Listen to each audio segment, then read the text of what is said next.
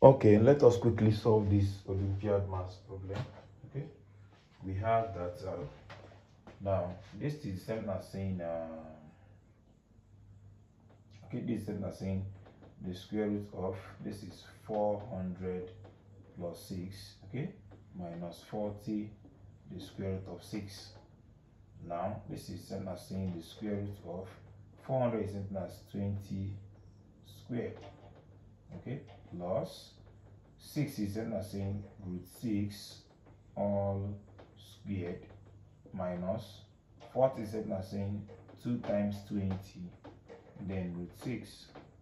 All right, now having this, are you seeing anything here? Yes, I'm seeing that x squared plus y squared minus 2 times the same x times the same y. Okay, this thing is same as saying x minus y all squared.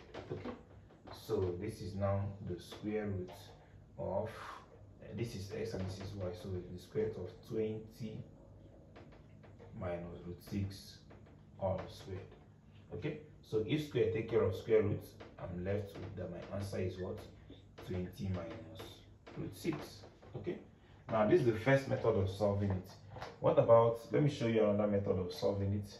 You can say that this is the square root of 406 minus 40 root 6. Okay, that's it. Let it be equal to what? X. Now if we square both sides, we are going to have that 46 minus 40 root 6 is equal to what? X squared. Okay, so having this, we are going to have that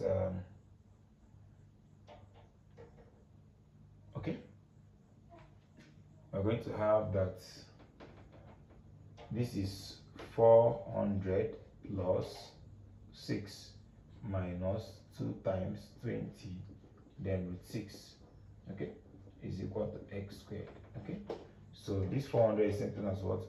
20 all squared plus this is something as root 6 all squared dot 2 dot 20 then root 6 is equal to x squared. Okay, now this is exactly something like this, so we still have that this is 20 plus root 6.